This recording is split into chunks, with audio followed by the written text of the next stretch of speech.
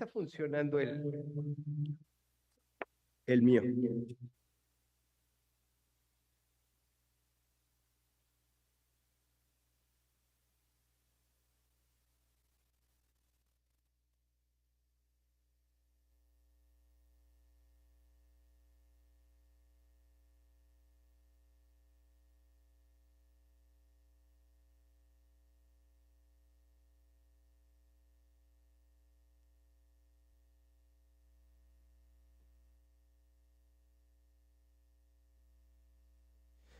Can you hear me, Stephen? Barely. Barely in and That's better. Okay. Thank you very much for your time and for being with us here at Morelia. Well, I want to thank again all the persons that are gathering here to hear you and all the support from the University of Michoacán. It's a really great place to be. And what we're going to do is that you can be reading your talk or giving your talk and using the PowerPoint, and we are going to make a simultaneous translation in Spanish. And here, Daniel is going to make the translation. So you can, if you can talk, I don't know, like 2 or 3 lines, and then Daniel is going to make the translation. So we hope it works. So you want me to stop after every 2 or 3 lines? Yes. That will be okay with you? Sure. Thank you very much, Stephen. Thank you very much. And you want to share your Yes, computer? I'll share my screen now. Exactly.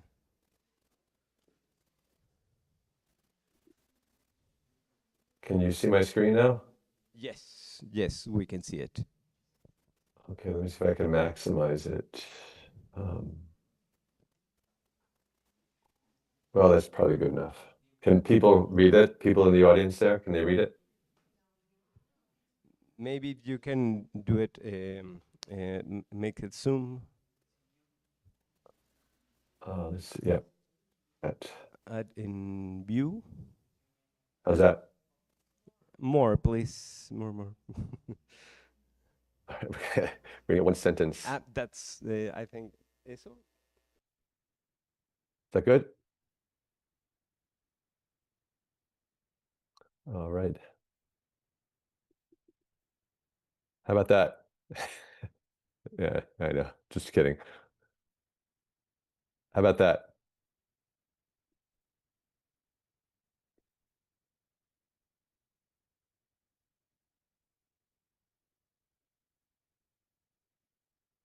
We're really thankful with you, and then you can go ahead and start.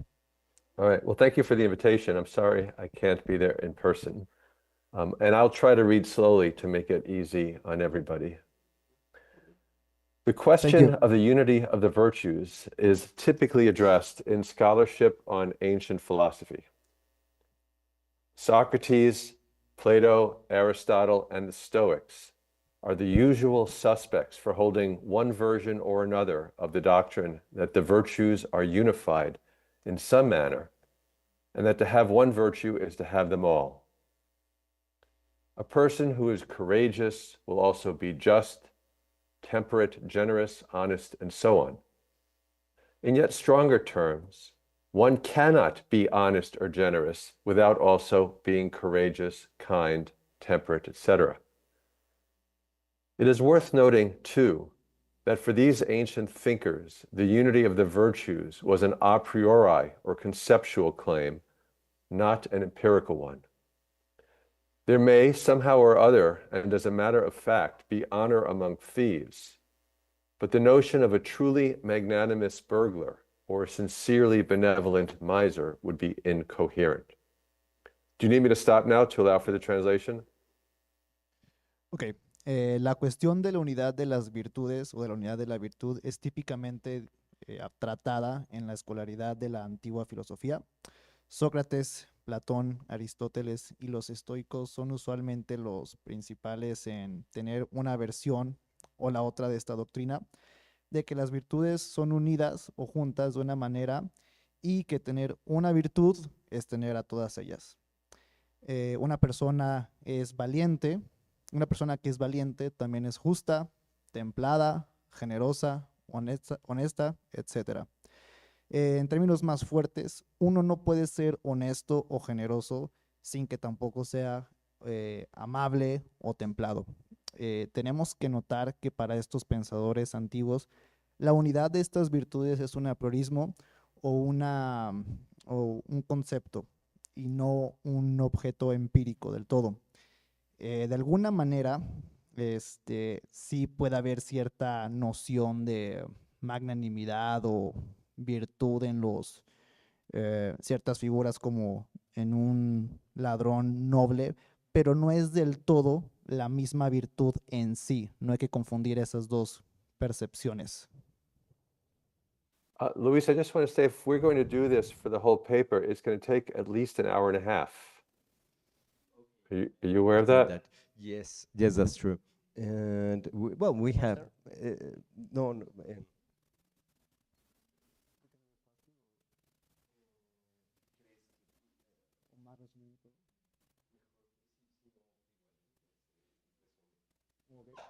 So go ahead, Stephen. I will make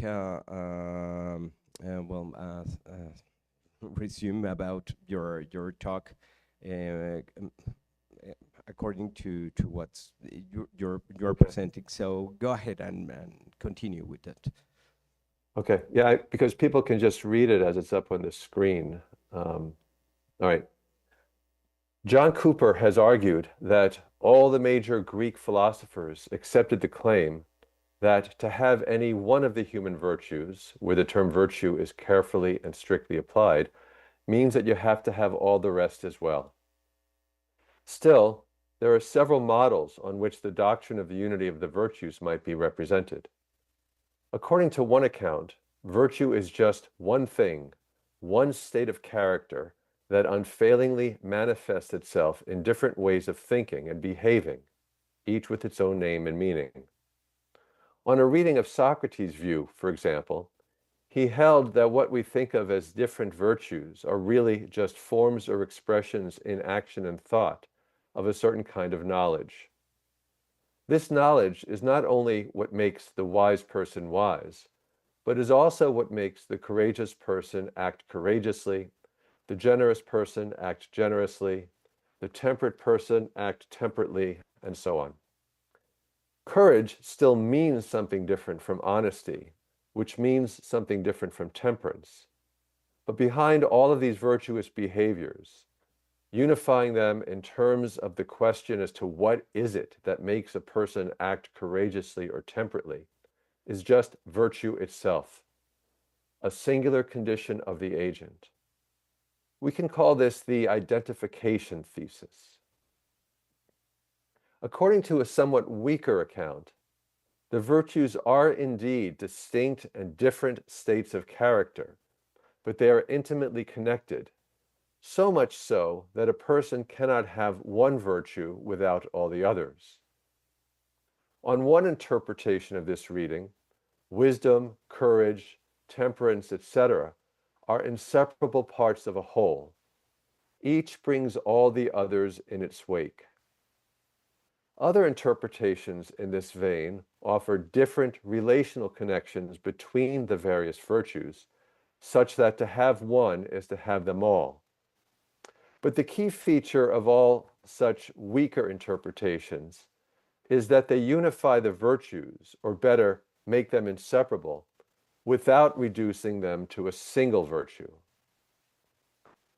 Socrates himself suggests the two views in Plato's Protagoras, when he asks his companion to explain exactly whether virtue is one thing and justice and temperance and piety are parts of it, or whether all of these things I was referring to are different names for one and the same thing. On both versions of the doctrine, you cannot be wise without also being courageous, temperate, generous, benevolent, honest, and so on. On the strong version, the reason why the courageous person is also temperate, etc., is because the one thing that is the character state of virtue grounds as a necessary and sufficient condition all truly virtuous behaviors. On the weaker version, each virtue is its own state of character, but because they are interdependent parts of a whole, or through some other kind of dependence relation, where one virtue goes, so go the others. Now, rarely do scholarly discussions of the unity of the virtues doctrine venture outside the terrain of antiquity. One could naturally conclude that with the end of the Roman Empire, or at best with the demise of medieval Aristotelianism, interest in the topic simply disappeared. And to be sure, it is difficult to find an explicit discussion of the unity of the virtues in texts of early modern philosophy. However, virtue ethics was alive and well in the 17th century, including in works of moral philosophy by such anti-Aristotelians as Descartes and Spinoza, as well as in the ethical writings of Leibniz. My goal in this talk is to demonstrate that Spinoza, for one, is committed to the unity of the virtues, and I argue he is committed to that doctrine in its strong version. Virtue for Spinoza is just one thing. As we shall see, it is what he calls fortitudo, or strength of character, the consistent abiding by the dictates of reason in thought, feeling, and action. All the particular virtues, courage, temperance, honesty, and so on, far from being distinct states of character, each generating its own kind of activity, these are nothing but fortitudo actively exhibited in one set of circumstances or another. Just as on the strong identity reading of his view, Socrates regards all the virtues as particular applications of a kind of knowledge, so for Spinoza, all of the virtues are simply one or another expression in behavior of virtue understood as a singular condition, namely, the stable propensity for the rational exercise of a human being's conatus, of her power or striving for perseverance. Let me begin with a reminder of the metaphysical background to Spinoza's account of virtue. I'll keep this very brief. The finite parcel of power that constitutes the essence of each singular thing in nature is what Spinoza calls conatus, which can be variously translated as striving, tendency, or endeavor. He also calls it the power of acting or the force of existing of an individual. In any particular finite thing, this power is a striving to maintain itself as that thing. Conatus is the thing's nature, and so is nothing different from the thing itself. Besides explaining what an individual is, conatus also explains why an individual does what it does. In the case of human beings, conatus is the motivational force that lies at the root of all of a person's endeavors.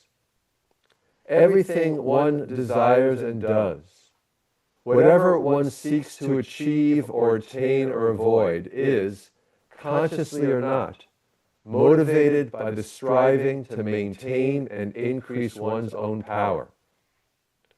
Conatus is the aversion to things that might weaken one's power, and the desire for those things that, as far as one believes, promote one's well-being and preserve and increase one's power.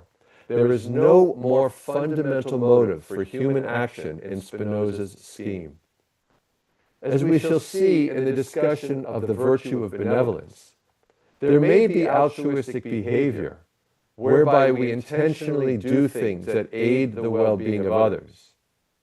However, the deep impetus for such actions is always the striving for self-preservation and self-improvement. That's the egoistic foundation of everything. Now, an individual can be active or passive with respect to any changes in its conatus or in its condition. It all depends on whether the increase or decrease in its power comes about in part through the action of external things upon the individual or wholly from within. A passive affect or passion is a change in the individual's power, the adequate cause of which, that is, the complete causal explanation of which, lies not wholly in the individual itself, but at least partly in external things.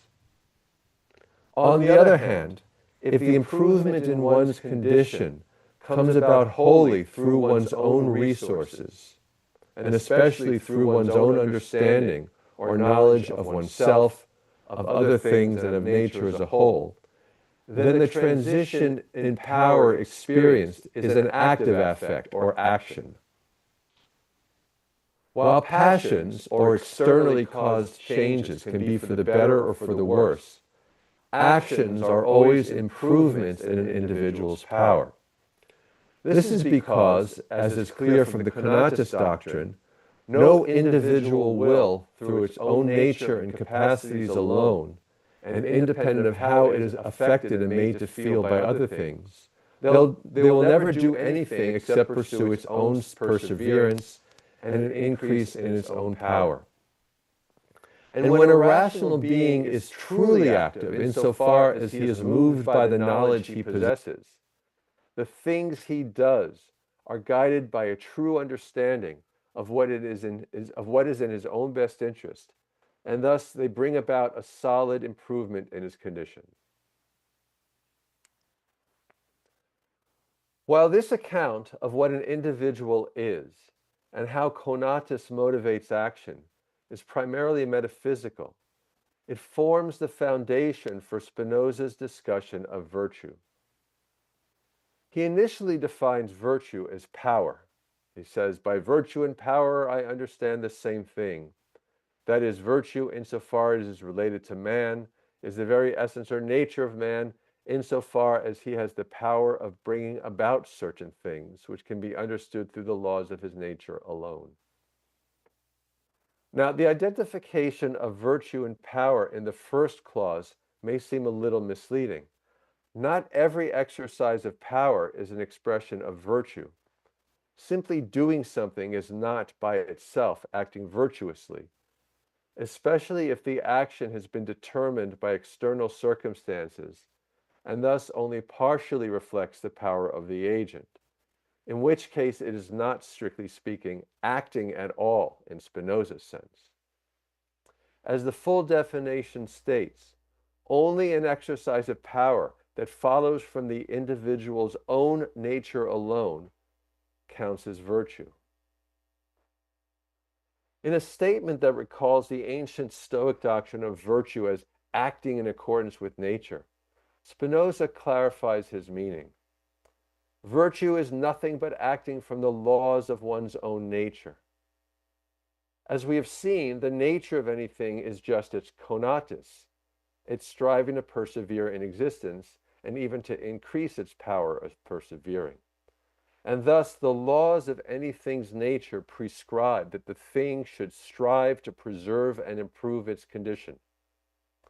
Therefore, as Spinoza concludes, the foundation of virtue is this very striving to preserve one's own being.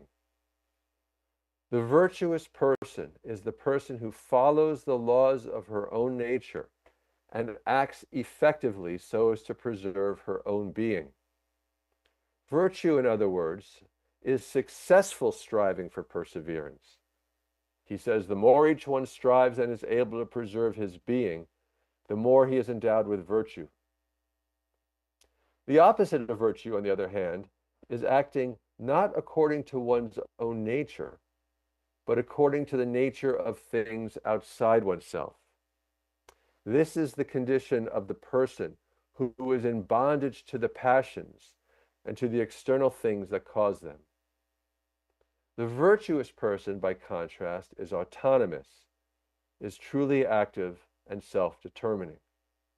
I assume that the Autonomous University of Mexico is virtuous by virtue of its autonomy. In order to achieve such a condition of activity and self-determination, one must take one's lead not from how things happen to make one feel at one moment or another, but from the adequate knowledge of the intellect and a true understanding of what things or pursuits are truly beneficial for one's being.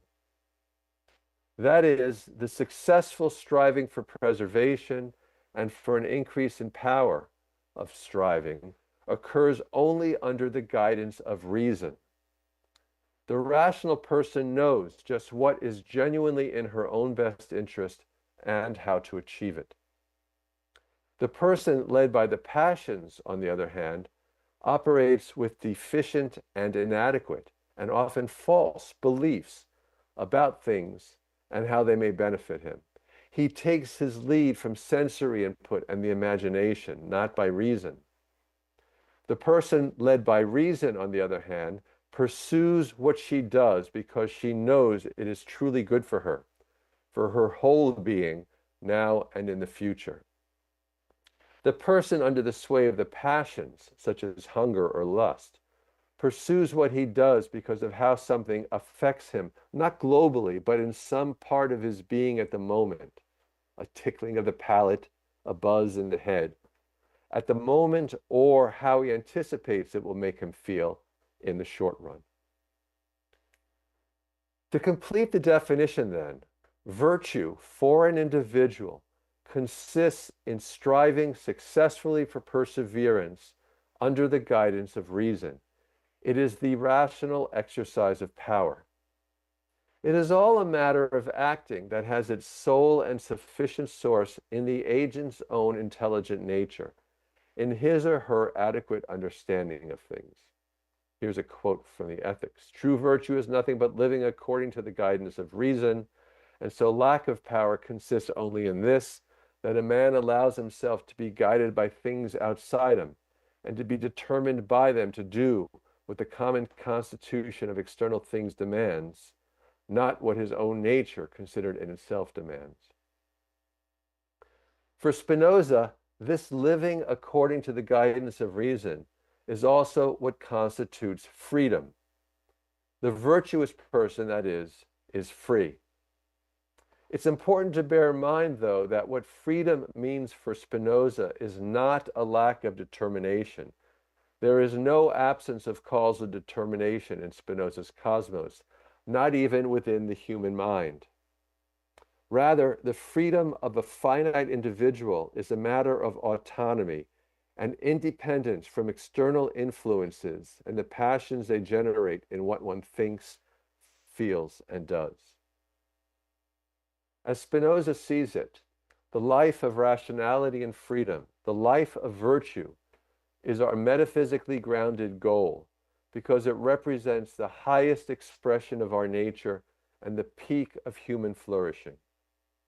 Virtue, rationality, activity, and freedom all refer to the same superb human condition. We human beings, whether we realize it or not, are naturally and necessarily striving to achieve the condition of rational freedom that is virtue. Every individual is moved by its conatus, by its essence or nature, to preserve its power or activity, and even to increase it to as high a degree as possible.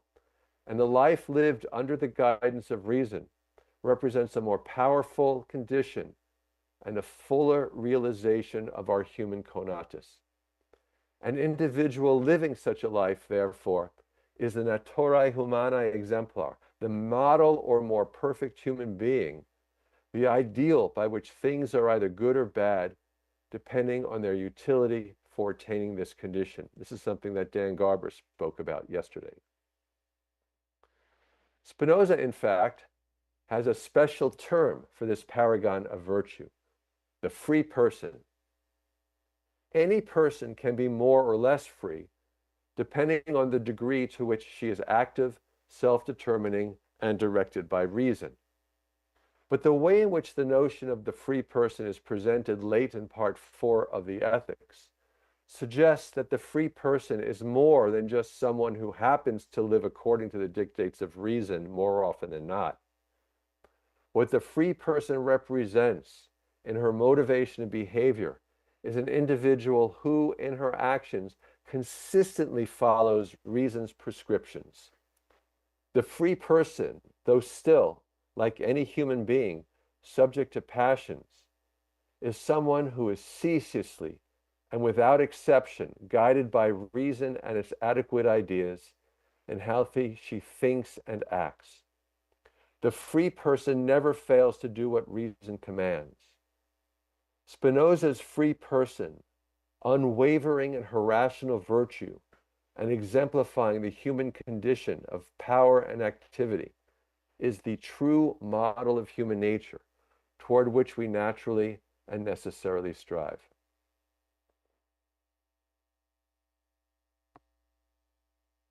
We are now in a position to assess Spinoza's approach, implicit as it may be, to the question of the unity of the virtues. I argue that his account of virtue as freedom and understood as rational autonomy or active living under the guidance of reason, whereby reason directs us to do those things that promote our highest good, the intellectual love of God, and especially Spinoza's notion of the free person, all of this reveals that all virtuous behaviors stem from a single condition of the agent.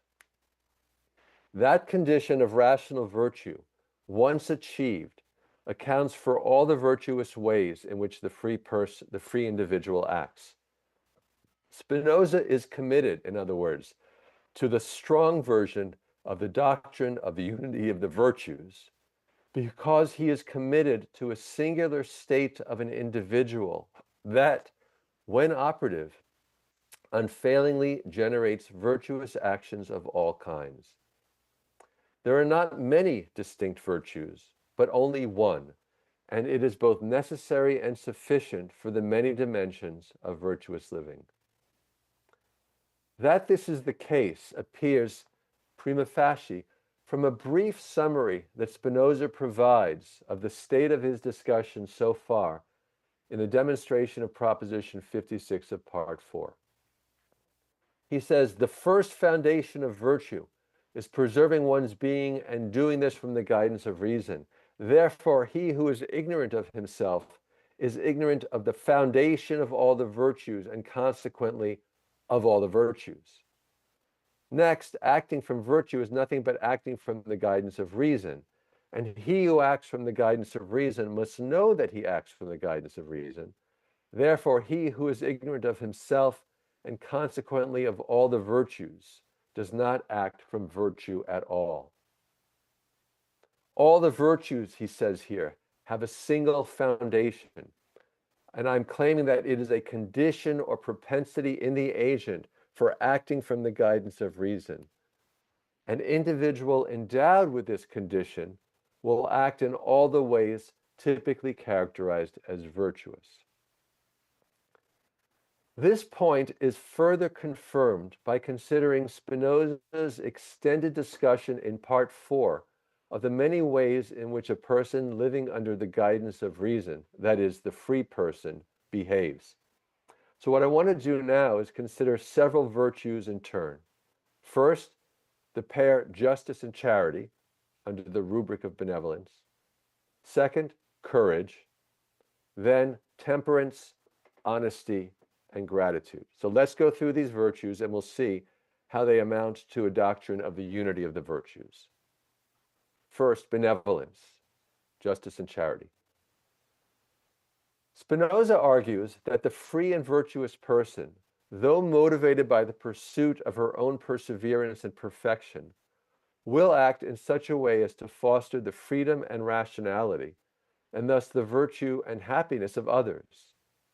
That is, she will act to improve the lives of others. Spinoza says, the good which everyone who seeks virtue wants for himself, he also desires for other men.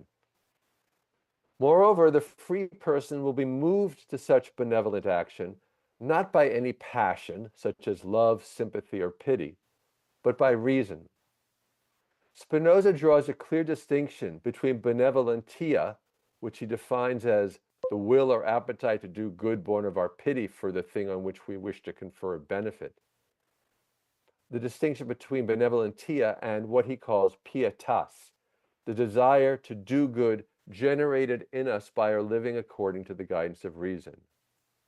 The free person is moved by pietas, not benevolentia. Spinoza's discussion of pietas, which might be best rendered as active benevolence or rational benevolence to contrast it with benevolence arising from a passion, his discussion of pietas begins with a proposition that is closely related to his metaphysics of the individual and to the striving that characterizes anything in nature. He says that insofar as a thing agrees with our nature, it is necessarily good. A thing that agrees with my nature is good for me because such a thing will necessarily aid the preservation of that nature. A thing that shares my nature must, like anything, strive to preserve its own nature. And because its own nature is like my nature, it is therefore necessarily striving to preserve my nature. On the other hand, to the extent that a thing is of a nature different from or contrary to my own, it is either indifferent for me, neither good nor bad, or bad for me, since as contrary to my nature and to what agrees with my nature, it necessarily works against the preservation of that nature. A corollary adds that the more a thing agrees with our nature, the more useful or better it is for us. Spinoza's point is essentially that things that agree in nature are good for each other and necessarily contribute to each other's flourishing. The argument is, as it stands, and as many have pointed out, problematic. Be that as it may, Spinoza concludes that there is nothing more excellent than those things that agree entirely with our nature, and nothing is better for one's own self-preservation than uniting oneself with something or someone that shares one's nature, that is, another human being who is very much like oneself.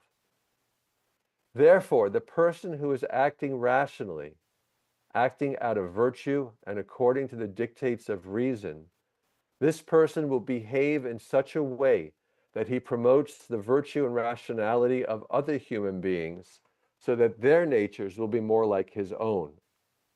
That is, he will in such a way that their own conatus or power of acting is increased, that they become more virtuous, and that their life is therefore improved. And he will do so because he, motivated as he is by the pursuit of his own flourishing, recognizes through reason alone that it is to his own benefit to do so. It is thus in my own best interest to make others more rational, and to the extent that I am rationally virtuous, I know this and I will act accordingly. More generally, any rationally virtuous person will recognize that she is better off surrounded by and living cooperatively with other rationally virtuous individuals, all of whom are striving for the same thing, the maximization of the true human good, the understanding of God or nature, and thus the perfection of their common nature. The rationally virtuous person will therefore undertake, through her actions, to help others reach this condition of rational virtue. That is, she will treat other human beings with active benevolence. Spinoza's account of rational benevolence covers two virtues that typically make the canonical list: justice and charity, or loving kindness. The divine law, as Spinoza conceives it, has nothing to do with ceremonies, dietary rituals, or other superstitious activities. Rather, as propounded by the texts of the Hebrew Bible and the Christian Gospels, the divine law consists in a simple moral message: love your neighbor as yourself and treat other human beings with justice and charity. The multitude are led to obey the divine law through the imaginative and inspiring narratives of the prophetic writings, the Bible, and by accepting certain fundamental beliefs about God, what Spinoza calls the doctrines of universal faith. These are: God, a supremely just and merciful being, exists. God is unique. God is present everywhere. God has the supreme right and dominion over all things. The worship of God and obedience to him consist only in justice and loving kindness, or in love towards one's neighbor. Everyone who obeys God by living in this way is saved, and God pardons the sins of those who repent. These are the doctrines of universal faith. It does not matter how one interprets these doctrines, and from a Spinozistic perspective, they seem very difficult to reconcile with what is philosophically true. But as long as one believes them, one will act in the correct ways by practicing justice and loving kindness towards his neighbor. For the more intellectually sophisticated individual, for the philosopher, that same normative message of justice and charity is accessible by reason. The philosopher knows, without aid of the imagination or edifying storytelling of the Bible, the philosopher knows that she should treat other human beings justly and charitably, precisely the kind of treatment of others embodied in the virtue of rational benevolence. In a brief summing up of the dictates of reason in part 4 of the Ethics, Spinoza notes that men who are governed by reason, that is, men who from the guidance of reason seek their own advantage, want nothing for themselves that they do not desire for other men, hence they are just, honest, and honorable. The multitude who follow the divine law and treat others with justice and charity out of obedience to some command are, to adopt a now familiar distinction, merely acting in accordance with virtue. The rationally virtuous person, by contrast, is not acting justly and charitably from obedience to some divine law, but from a deep understanding of what is truly good and right. The free person, that is just and charitable from virtue, from an abiding disposition to seek his own advantage under the guidance of reason. All right, so there's our first virtue, benevolence, or justice and charity. Let's move to the next virtue, temperance. Spinoza does not directly discuss temperance as such. There is no proposition in the Ethics devoted explicitly to a virtue concerning the appropriate pursuit of pleasure and other mundane enjoyments. However, we can construct an account of Spinozistic temperance from a number of things he says in part 4. For example, he notes that, quote, "It is the part of a wise man to refresh and restore himself in moderation, with pleasant food and drink, with sense, with the beauty of green plants, with decoration, music, sports, the theater, and other things of this kind, which anyone can use without injury to another." The life of the free person, who is, in my view, to be identified with the wise person, obviously does not involve gluttonous indulgence, but neither is it a life of ascetic retreat from the pleasures of the world. Rather, the free person's rational virtue leads him to partake of these treats moderately, neither too little nor too much. Related to this, the free person does not give in to temptation and fall for the immediate gratification of desires. Because of his virtue, he resists pleasures of the moment for the sake of longer-term benefits. From the guidance of reason, he says we shall follow the greater of two goods or the lesser of two evils. From the guidance of reason, we want a greater future good in preference to a lesser present one, and a lesser present evil in preference to a greater future one. The virtuous person is able to restrain desire in this way because, with his rational perspective on things, he sees goods and pleasures from a remote, even atemporal perspective, sub specie aeternitatis. Thereby, Unaffected by the tantalizing prospect of immediate pleasure, he can pass a more objective assessment on the respective values of proximate and distant goods. Temperance is not about just the pursuit of pleasures and the consumption of worldly goods, but it's also about self-control with respect to the emotions. The temperate person does not get overwrought with anger at other people, or sadness and despair at the loss of something loved or valued. He is not consumed with hate, envy, indignation, or melancholy. The virtuous person, like the Stoic sage, understands the necessity that governs all of nature, and thus focuses efforts on those things that are under his control, namely his states of mind. This is perhaps the most important lesson that the free person knows, and it is key to his ability to moderate not just his pursuit of pleasure, but his emotions as well. Notice that the source of this temperate behavior is the same as the source of the benevolent, the just and charitable behavior. The free person is moved to treat others well and to pursue pleasures in moderation precisely because, with her adequate knowledge of things, she is the sort of person who is guided only by reason in the project of perseverance. This single state of character is a necessary and sufficient condition for different kinds of actions and attitudes, thus bringing them the requisite unity.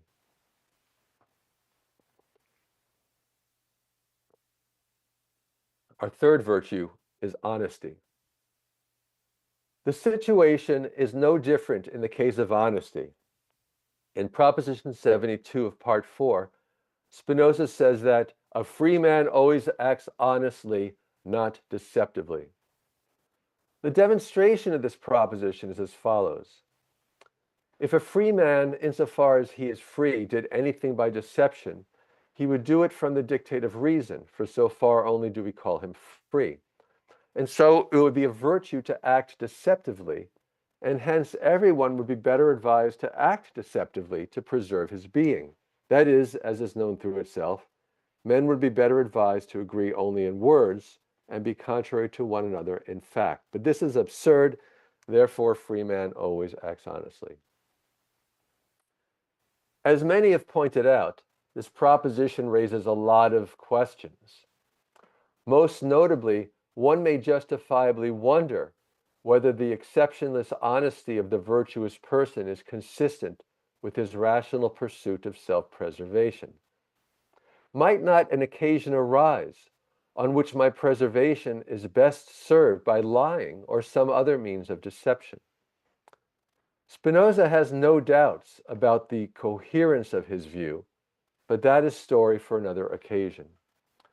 Putting such problems aside, it is clear that what reliably moves the free person to honest behavior is, once again, his disposition to act according to reason, his rational pursuit of perseverance, that is, his virtue. Excuse me. In the scholium to the proposition, Spinoza insists that honesty is recommended by reason, and thus the individual who is unfailingly moved by reason in his behavior will not engage in deception, not even, he says, to save himself from the present danger of death. All right, our next virtue, courage. It may seem that, as with temperance, there is no proposition in the ethics that is readily identified as being about courage per se as a virtue. However, in Proposition 69 of Part 4, he says that the virtue of a free man is seen to be as great in avoiding dangers as in overcoming them. The free person, led by reason, is good at sizing up a situation and assessing her capacities relative to the danger she faces. She thus knows when it is right to face the threat and to try to overcome it, and when it is right to restrain daring, that is, to get out of there. If courage is, as Aristotle had insisted, a mean between rashness and cowardice in the face of danger, then Spinoza's free person will behave properly according to the occasion, avoiding what he calls both blind daring and fear. Spinoza's explanation of this proposition is especially useful for seeing his commitment to the strong version of the unity of the virtues doctrine. He does not say that the free person has a particular virtue called courage that is distinct from other virtues, even though always concomitant with them. Rather, the particular virtue is the all-purpose, essential virtue of the free person. This is what explains why this individual acts in the right way when confronted with danger. As Spinoza puts it in the demonstration to this proposition, what is required for courageous behavior is a great virtue of the mind or strength of character, fortitudo. This is required for courageous behavior. In the corollary, he notes that in a free man, a timely flight is considered to show as much tenacity as fighting, or a free man chooses flight with the same tenacity or presence of mind as he chooses a contest. We see from this text and others that Spinoza has a specific name for the meta-virtue that unites and explains all virtuous behaviors, fortitudo, which in Curley's English nicely translates as strength of character. Spinoza says that all actions that follow from affects related to the mind, insofar as it understands, I relate to strength of character. Fortitudo might be best described as the disposition both to know via reason what is truly right and good, and to dependently follow through on that knowledge in one's actions. The virtuous person, endowed with strength of character, always acts according to their better, rationally informed judgment. Fortitudo is what accounts for the fact that the free person consistently acts according to the dictates of reason, and thus manifests maximal virtue in their actions. Strength of character, in turn, can be divided into animositas, tenacity, or the desire by which each one strives solely from the dictate of reason to preserve his own being. And we saw above tenacity at work in courageous behavior. And generositas, nobility, the desire by which each one strives solely from the dictate of reason to aid other men and join them to him in friendship. And this was at work in justice and charity. Though strength of character can be thus directed in both self-regarding and other-regarding ways, it really is a single virtue. It is, in fact, virtue itself embodied in an individual, and it accounts for that person's free and rational behavior. That it is fortitudo as virtue itself at the foundation of all virtuous actions is clear from what Spinoza explicitly claims is the role that fortitudo, as animositas and generositas, plays in generating just those behaviors that we have been examining, including temperance and courage. He says, those actions which aim only at the agent's advantage I relate to tenacity, and those which aim at another's advantage I relate to nobility. And so moderation, sobriety, presence of mind in danger, etc. are species of tenacity, whereas courtesy, modesty, mercy, etc. are species of nobility. This point is also clear from the end of part 4, where Spinoza sums up what he has said about the life of the free person. A person strong in character hates no one, is angry with no one, envies no one, is indignant with no one, scorns no one, and is not at all proud. It's not that these virtuous attitudes and behaviors derive from discrete states of character that just happen to go together.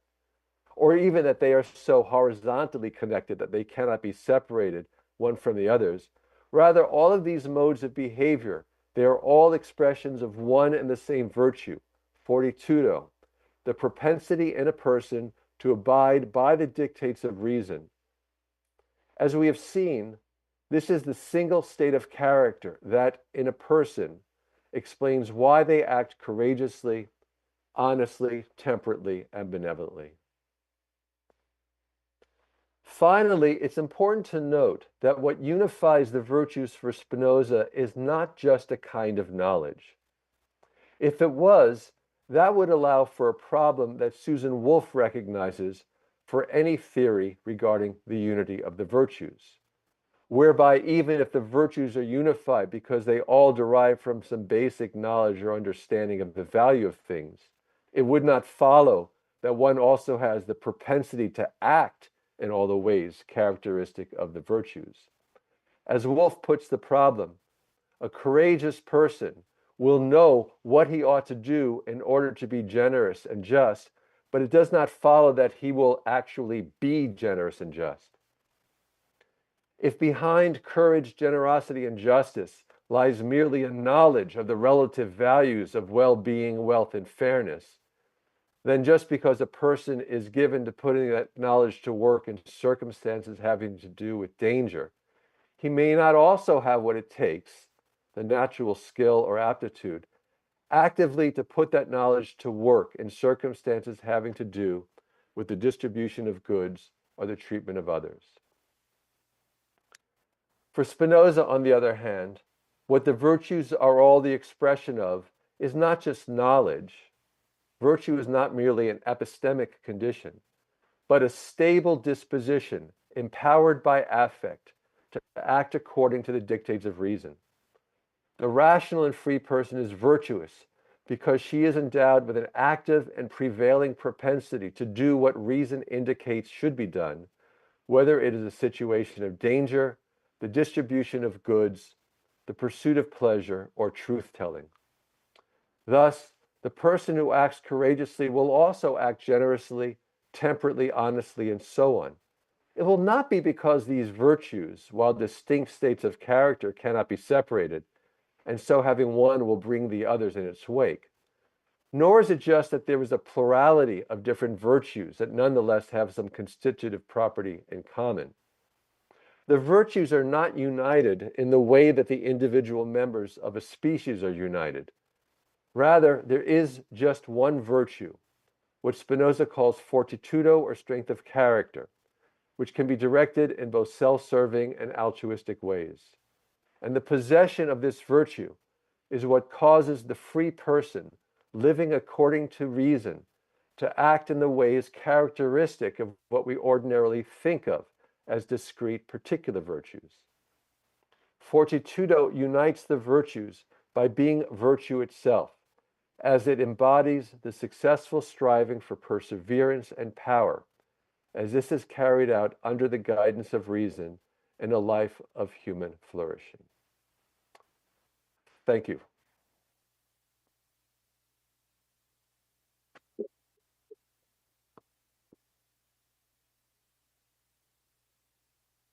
Thank you very much, Steve. Ahí ya no se oye el eco, ya no. Tienen que poner, okay, thank you very much.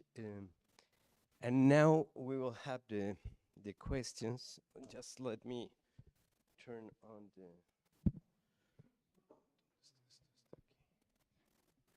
Bueno, ahora damos inicio a una ronda de preguntas. Ok.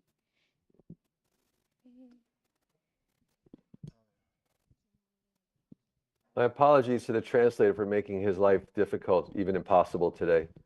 Thank you very much. Don't worry, please. And Hi, Steve. Thank you for a very interesting paper. My question is, I accept that Spinoza has a unity of the virtues kind of theory, and the question is whether it's the strong version or the weaker version. And one way to ensure the strong version is to get it from a monistic conception of the good, which you sort of, I think, pursue in this paper the striving is for a single thing, perseverance or power, and that sort of, enforces the unity of the virtues. And I can see that Spinoza often talks as if those two things were the same thing, perseverance and pursuit of power. But on the face of it, they're not. I mean, it's one thing to persevere in your being, another thing to maintain your power, which is one way you put it, and still another thing to pursue the increase in power.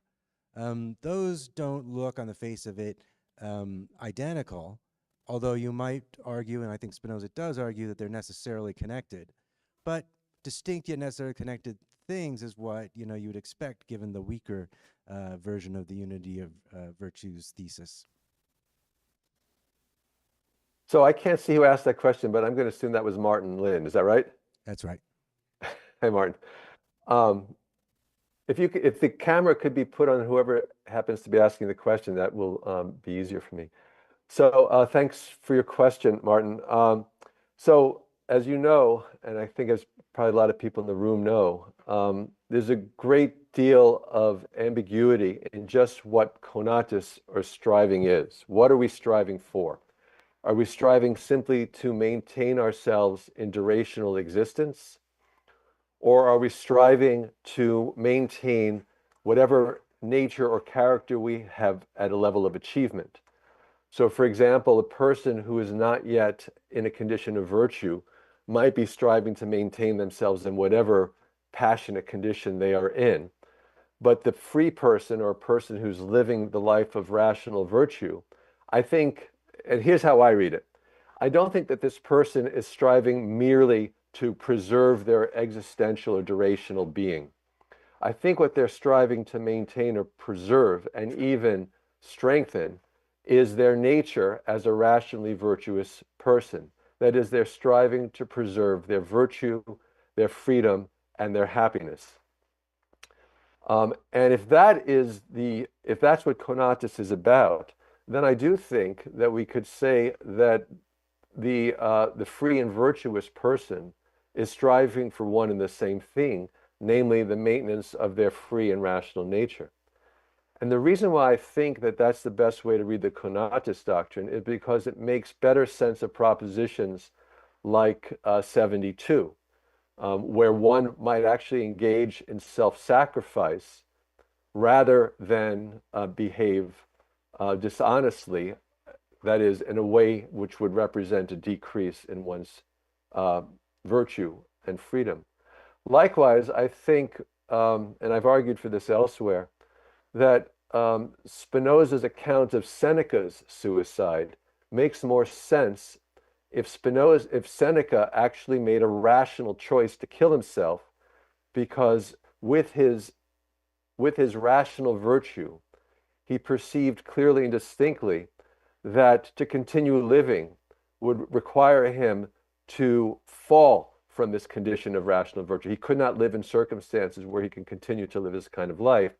And so in that sort of situation, it makes more sense to end one's durational being rather than to see a fall off. Likewise, somebody who's suffering from an incurable, painful, terminal disease, a rationally virtuous person might think, in the face of certain dementia, they might rationally choose to end their life. Now, that would be contrary to conatus if conatus were simply a striving to continue durationally existing.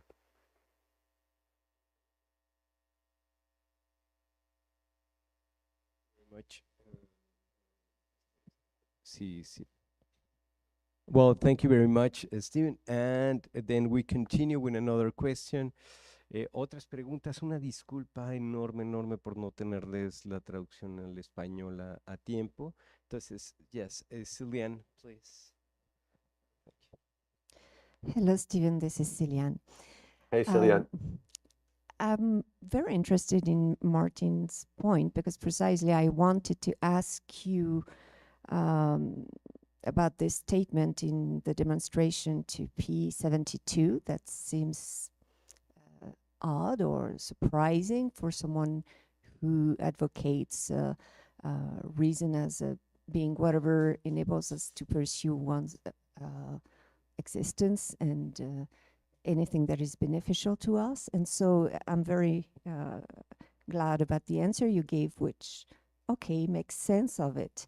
I'm not sure I'm convinced, but this is totally coherent. Now, I was surprised in your presentation to see a sort of absolutism of virtue in Spinoza. To some respect, I had a more flexible reading of virtue and of ethics in Spinoza.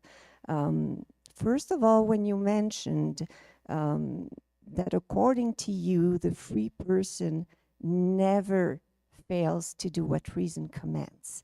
You know, this is an arguable claim because we can also see the free person either as an ideal model in that case, if indeed that free person never fails to obey the commands of reason, but the sage or the free person that we may become ourselves when reading the ethics and pursuing a good life.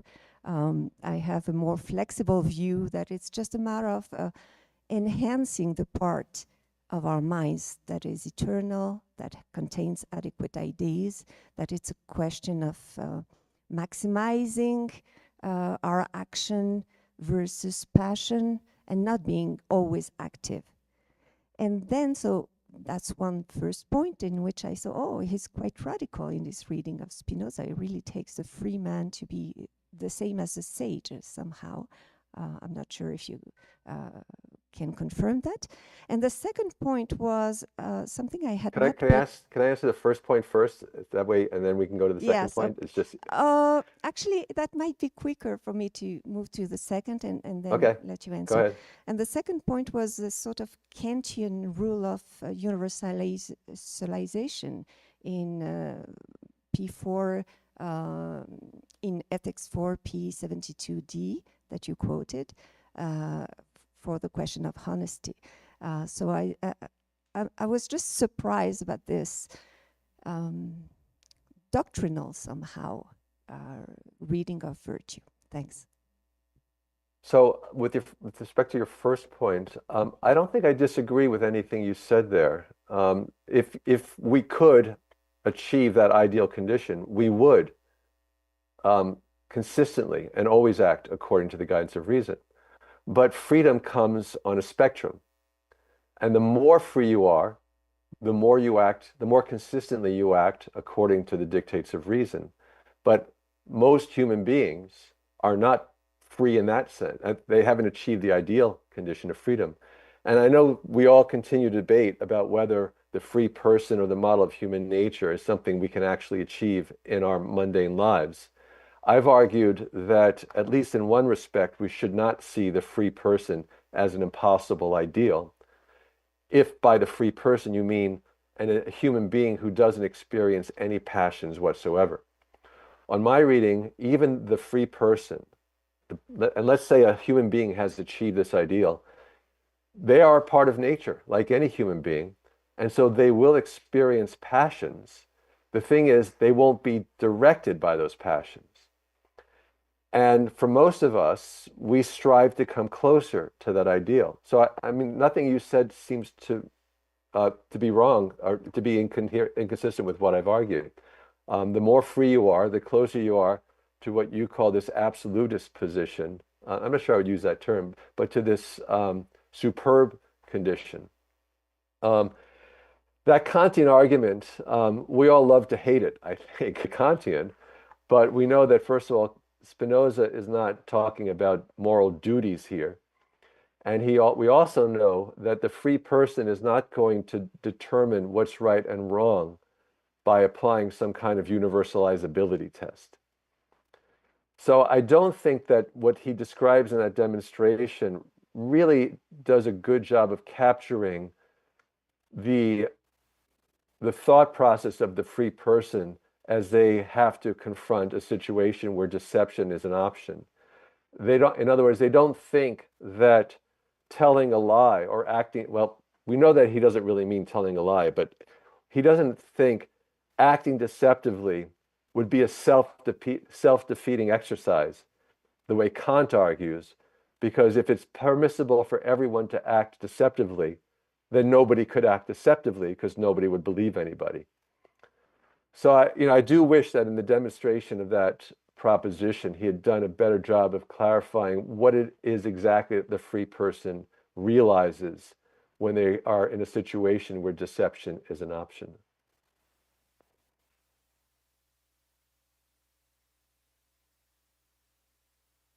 Thank you very much, Cillian. And now we pass to another question that you might have.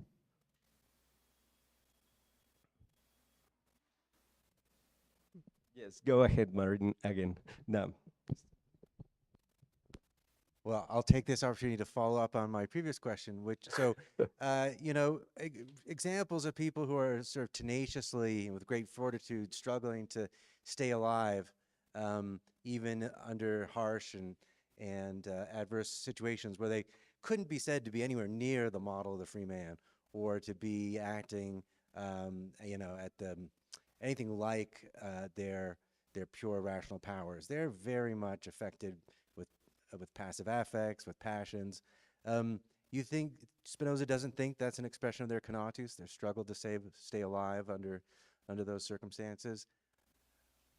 Oh, I think it is. And I think if we define conatus as the struggle or the striving to maintain one's own nature, then in the case that you're describing, these people are simply struggling or striving to stay alive. But that's a fairly low level condition that they are in. They're not acting from virtue. I mean, you said they're acting from tenacity, but it wouldn't be tenacity in Spinoza's sense because it wouldn't be directed by reason. Their striving, as you described it, would be motivated by passions. So in some cases, striving to persevere in your being could be choosing between a longer duration of passive existence. Maybe you extend your life by a day over an hour. People do this. People make these choices. Presumably, Spinoza would explain those choices by reference to the conatus. Yes, I think absolutely. That's why a conatus in the virtuous person is striving for something higher than the conatus in the person who's striving under the guidance of the passions. So if you want to call it striving for perseverance in your nature, then the passionate person is striving to persevere in their passionate nature, probably because they don't know any better. But the virtuous person, is striving to maintain their virtuous nature because they know better. All right, then it's just focusing exclusively on somebody who's virtuous.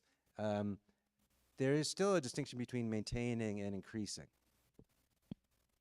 Yes, there is.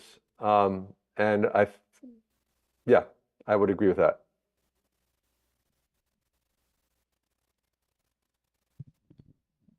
I should also say that I think Sanem Soyaslan pointed out to me that even the virtuous person, even the free person, the sage, the wise person, however we want to describe it, and in a way this goes back to Cillian's point as well. There are things that Spinoza says which suggests, and I don't have the proposition directly in mind, that even this person will occasionally act on the passions, which I think complicates things for my reading. Thank you very much, Steven. ¿Más preguntas que tengan ustedes?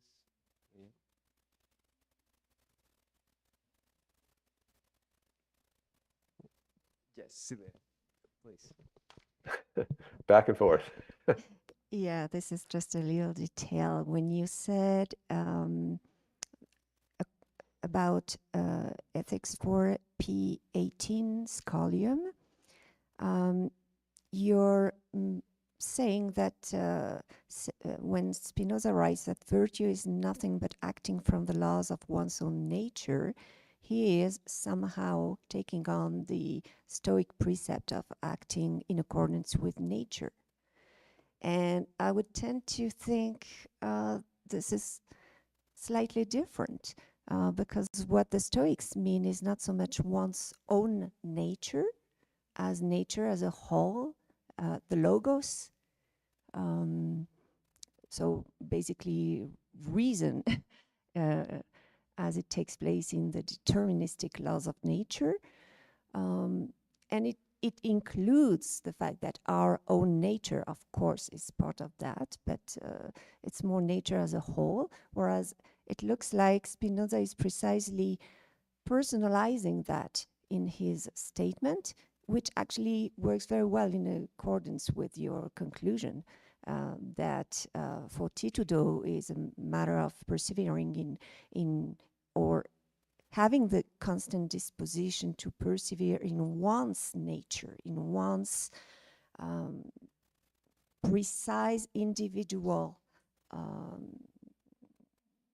definition of oneself somehow, which you may want to link with the notion of ingenium as well. I'd like to know, first, isn't it precisely reformulation of the Stoics in a more way? And second, what would you do of the idea of ingenium? Would you like to use it to say that this is somehow what the conatus aims at? So insisting not on perseverance, but on preserving one's own nature. I think the Stoics are very ambiguous on that, and it depends which Stoic you read.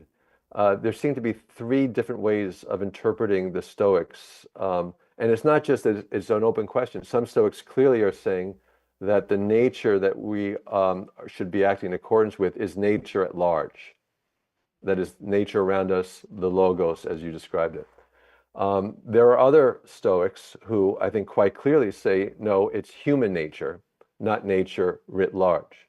And yet there are other Stoic moments where it's said that it's one's own nature. So I think there's not a very clear and unambiguous doctrine about that across the board for, we use that term, the Stoics, but there's a broad spectrum of Stoic thinking.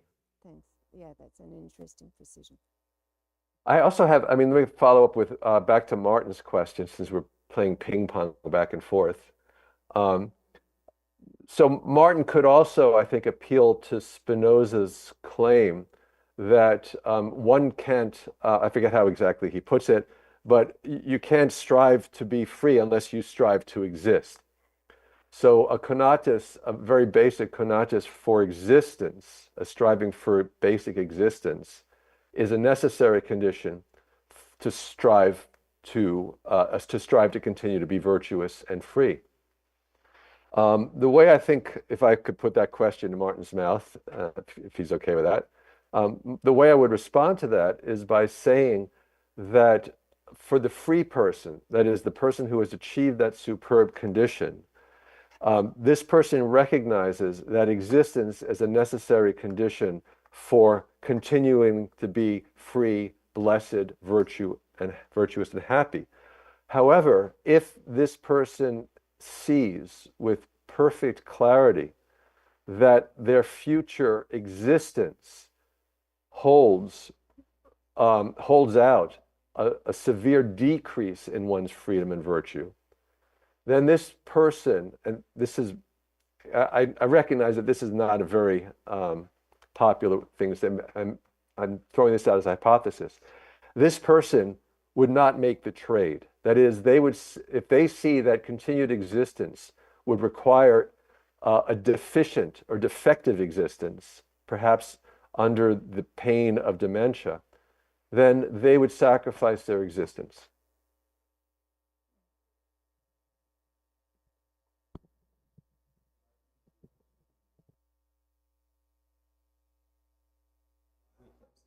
Does Martin want to come back on that? Okay, so si tienen más preguntas, I would like to make a short question that if you could say more of will you make a difference between the rational man in so far as he's working with common notions and he's striving to be free and he thinks on the model of a free man? Could you make a difference between that and the person that it's with beatitudo, no? That it's thinking of this intellectual love to God? Will you make a difference between them? Not because the intellectual love to God, I will think that it's not working with common notions, but with singular things, with essence or forms and things around there. So I'm thinking about virtues and the place that it will have in one or in the other, or you will say that there's no difference between them. So thank you very much. I want to say that there's no real significant difference between them. By the rational person, I don't mean simply the person who is only at the second kind of knowledge. I mean here rational in a broader sense, that is, the person who has secured both the second and the third kinds of knowledge. Of course, the third kind of knowledge is the one that brings beatitudo, the intellectual love of God. And so I'm assuming that the free person is rational in that broad sense, that they enjoy not just the knowledge of the common notions and how things are governed by those common notions, by those essences and those laws, but also unites everything with God in an essential way. So yeah, I think they all fall together. And I know it's a lot of people want to separate the person who lives according to the guidance of reason, the free person, and then the wise person and the sage as all different. I don't think they're different, because the way in which the free person is introduced in part 4, right in continuation with the person living according to the guidance of reason, and then in the discussion of the free person, he's described as his wisdom and so on. So I'm trying to find a way to bring all of this together, and yeah, so that would be my answer. Thank you very much, Steven. ¿Más preguntas que tengan? Sí. Si quieres yo la traduzco entonces. So I'm going to translate the question. Okay. Hi. Hola, buenos días. Mi nombre es Abdel. En lo que entendí de la charla, entiendo que la persona libre está imbricado a esta cuestión del toconatus y esta cuestión del fortitudo que comentaba. Y en esto que yo entiendo del fortitudo, que es como esta fuerza de carácter o este vivir acorde a la razón, ¿no?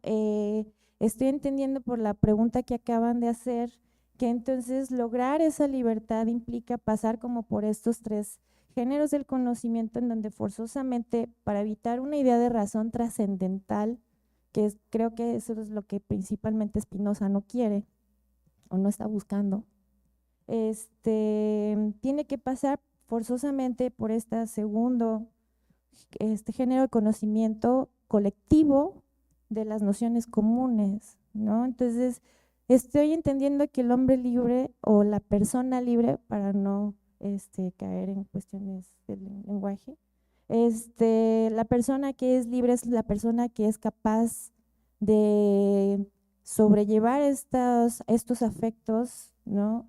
Y lograr la colaboración, ¿no? O sea, para mí aquí creo que sería como la palabra clave, lograr esa colaboración, lograr ese conocimiento horizontal que es sumamente complejo de lograr en estos ejercicios de las nociones comunes. Entonces no sé si estoy entendiendo bien. Social, ¿no? Lograr la colaboración social, sobre todo por pensar en los ejercicios de resistencia, ¿no? O en los ejercicios de cuidado, etcétera.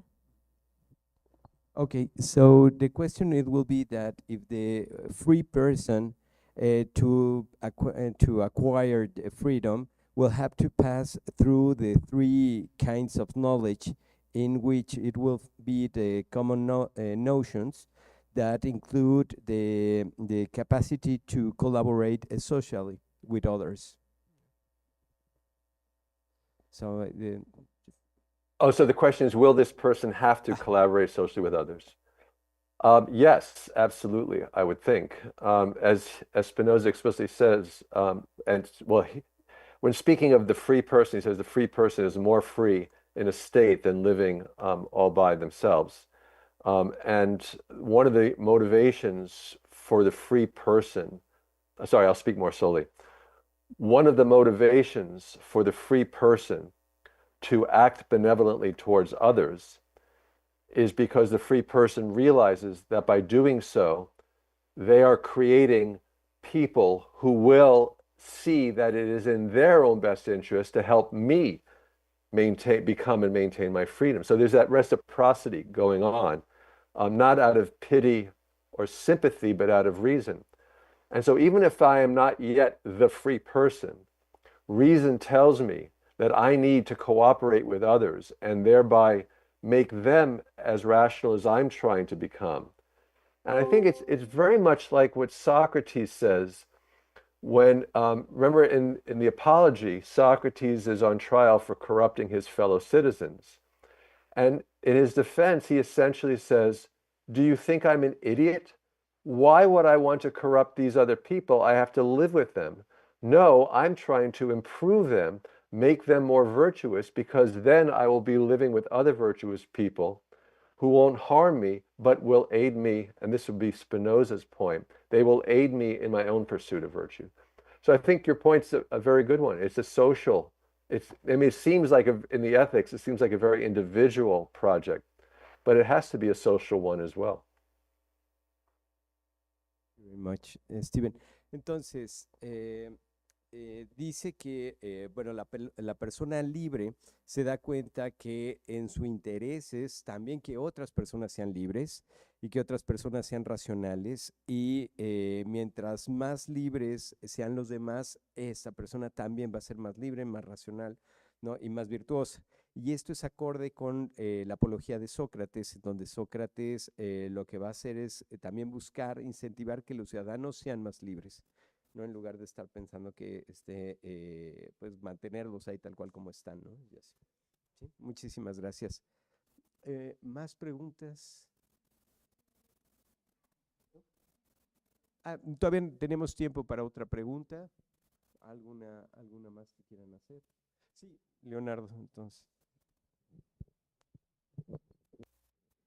Thank you very much. It was a pretty interesting conference. I would like to ask you something that I don't understand quite well. You state in the conference that a free person and wise person is the same thing for you. You just say that. And at the same time that fortitudo is not some kind of knowledge, but mostly some kind of power. I would like to ask how we can understand fortitudo as power, and at the same time thinking that what will make different a free person is that he can understand the world in the third level of knowledge. I mean, I will think in my first approach, I will think that fortitudo is actually the ability to understand God, the substance, or the world in the third level of knowledge.